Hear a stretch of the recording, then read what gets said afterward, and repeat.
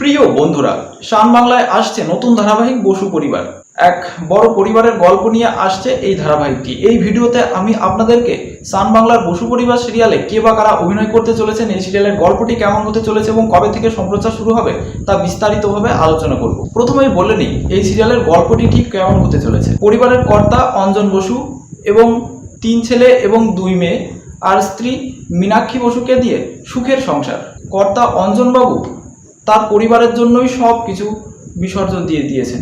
তিনি তার ছেলে মেয়েদের বড় করে মানুষ করে দিয়েছেন, তার বড় ছেলের বিয়েও দিয়েছেন। শুধু তার ছোট ছেলের জন্যই তার একটু চিন্তা হয়, কারণ ছোট ছেলে দীপ্তেশ এখনো সেরকম কিছু কাজকর্ম করে উঠতে পারেনি। কিন্তু একটা দুর্ঘটনার পর সমস্ত কিছু ওলটপালট হয়ে যায়। তিনি ভাবছিলেন দুর্দিনে তার ছেলেমেয়েরাই তার পাশে এসে দাঁড়াবে। তার ধারণা যে ভুল তিনি খুব তাড়াতাড়ি বুঝতে পারেন। শুধুমাত্র তার ছোট ছেলে দীপ্তেশ একটু অন্যরকম, সে বিপদের দিনে পাশে পায় নীলাকে।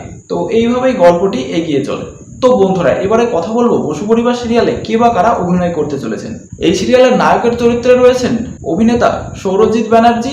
তাকে এই সিরিয়ালে দীপ্তেশ বসু চরিত্রে অভিনয় করতে দেখা যাবে। সে বসু পরিবারের ছোট ছেলে। অন্যদিকে নায়িকার ভূমিকায় অভিনয় করতে চলেছেন সুন্দরী অভিনেত্রী সীমা ভট্টাচার্য।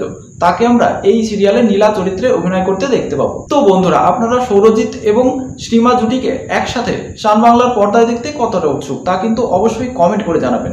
অঞ্জন বসু ওরফে বসু পরিবারের কর্তা তথা দীপুর বাবার চরিত্রে অভিনয় করতে চলেছেন অভিনেতা অরিন্দম গাঙ্গুলি। অন্যদিকে অঞ্জন বসুর স্ত্রী তথা দীপুর মায়ের চরিত্রে অভিনয় করতে চলেছেন অভিনেত্রী কৌশিকী গুহ। অন্যান্য গুরুত্বপূর্ণ চরিত্রে অভিনয় করতে চলেছেন অভিনেতা কৌশিক দাস, অভিনেত্রী শ্রীতমা রায়চৌধুরী, দীপশিতা মিত্র সহ প্রমুখ। তো বন্ধুরা, সুমাল্য ভট্টাচার্যের পরিচালনায় এবং শ্রী ভেঙ্কটেশ ফিল্মসের প্রযোজনায় শান বাংলায় আসছে এই সিরিয়ালটি। আগামী 5ই আগস্ট 2024 সন্ধ্যা 7টা থেকে শুরু হবে এই ধারাবাহিকটি। আপনারা শান বাংলার পর্দায় বসু পরিবার সিরিয়ালটি দেখতে কতটা উৎসুক তা অবশ্যই কমেন্ট করে জানাবেন। এতক্ষণ সাথে থাকার জন্য অসংখ্য ধন্যবাদ।